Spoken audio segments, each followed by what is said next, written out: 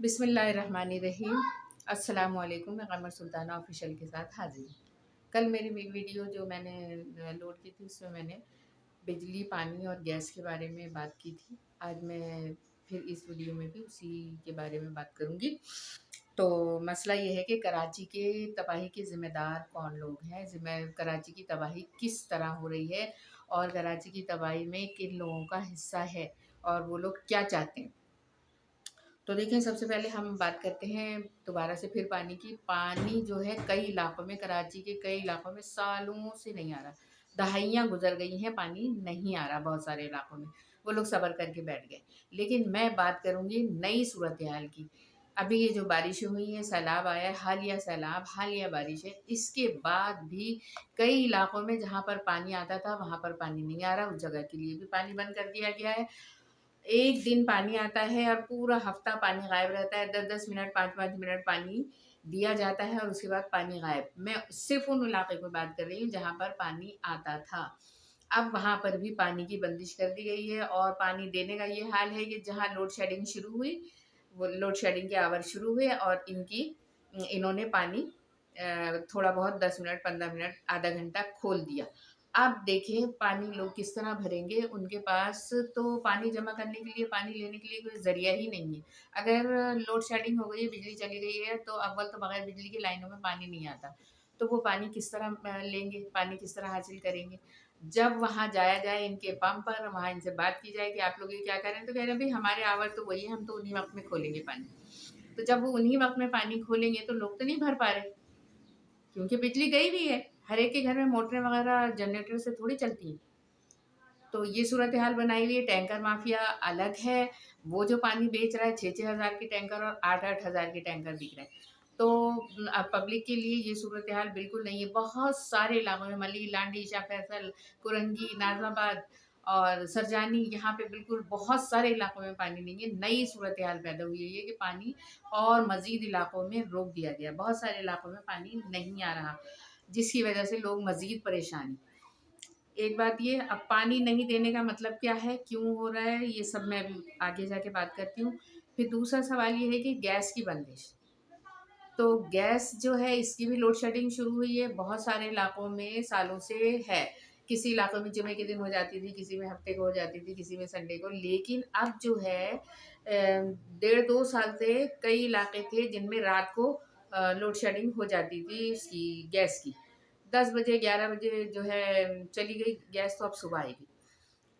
इसके अलावा कुछ इलाकों में ऐसा था कि जो 5 बजे से गई है तो अब रात को 11-12 बजे आएगी। ठीक है? तो लोगों ने रोज़े इसी तरह रखे, लोगों ने इसी तरह जागने की रातें गुज़ारी, किस तरह से लोगों ने इफ्तारियाँ बनाई और अपने जमा की और उसको ठंडा-गरम जैसे भी हुआ वैसे इस्तेमाल कर लिया, खा लिया। इन लोगों ने इस तरह की हरकतें शुरू की है। और अब जो है, अब सूरत-ए-हाल ये है कि अब लोड शेडिंग, अगर कोई अपना जनरेटर भी चला लेता था या नहीं भी चलाता था, खाना पका लेते हैं लोग बहुत सारे। ज़ाहिर है किसी का कोई भी टाइम हो सकता है, कोई हम पाबंदी नहीं कर सकते कि इस टाइम पकाएँ और उस टाइम ना पकाएँ। तो घरेलू सार्फिन के लिए तो इंतहाई मुश्किल हो गई कि बगैर बताए कभी किसी किसी दिन किसी टाइम, किसी दिन किसी टाइम गैस चली जाती है। अभी पिछले दिनों हमारे घर में काम हो रहा था, लोग आ रहे थे काम वाले, भई काम करने आ जाएँ, नहीं भई अभी गैस आ रही है इस वक़्त, हम खाना पका लें फिर आएँगे। अभी गैस नहीं है तो अभी नहीं आ रहे, अभी ये है तो अभी वो है। इस तरह से लोगों के रोज़गार भी मुतासिर हो रहे हैं और हम जैसे लोगों के लिए गैस की लोड शेडिंग इंतहाई सुहाने रूह बनी हुई है। इसलिए कि घर में मरीज़ हैं, बुज़ुर्ग हैं, उनके लिए कोई वक़्त थोड़ी है कि किस वक़्त हम उनको क्या दें और क्या करें। एक तो ना ऐलान है, ना कुछ है, गैर ऐलानिया लोड शेडिंग हर चीज़ की हो रही है। तो बिजली वालों को तो सुभान अल्लाह क्या कहने, बिजली वाले तो, उनको तो कोई पूछने वाला ही नहीं है, मादर-पिदर आज़ाद हैं वो लोग। जो उनका जी चाहता है वो करते हैं।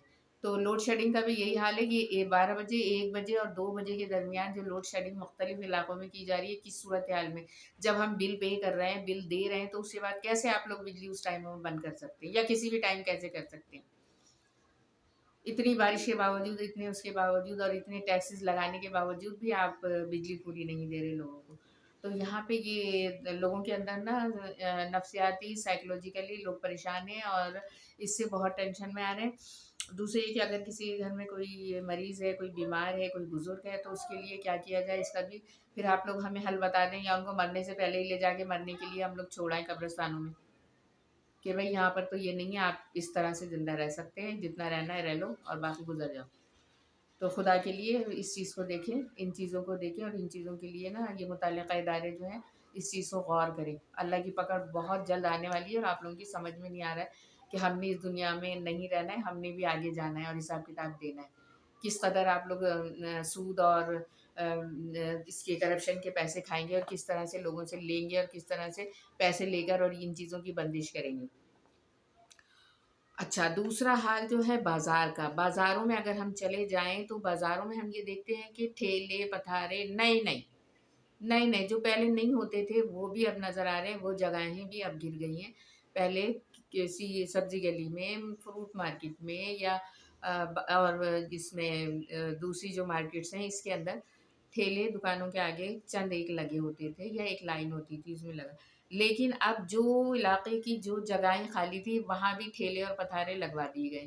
یہ کون لگا رہا ہے، کس طرح لگ رہے ہیں، اس کو کوئی دیکھنے والا نہیں ہے، سب کی آنکھیں بند ہیں یا بے ہوش ہیں، کیا ہے، کس طرح سے ہو رہا ہے یہ؟ ہر علاقے میں دیکھے جا کے آپ نے افغانیوں کو دکانیں کرائے پہ دے دیے، انہوں نے ٹھیلے بھی لگا لیے، پتھارے بھی لگا لیے، دکانیں بھی کرائے پہ دی جا رہی ہیں۔ وہ ہمارے ساتھ کیا حرکتیں کر رہے ہیں، کیا حال کر رہے ہیں، ہمارا دیکھ نہیں رہے آپ لوگ؟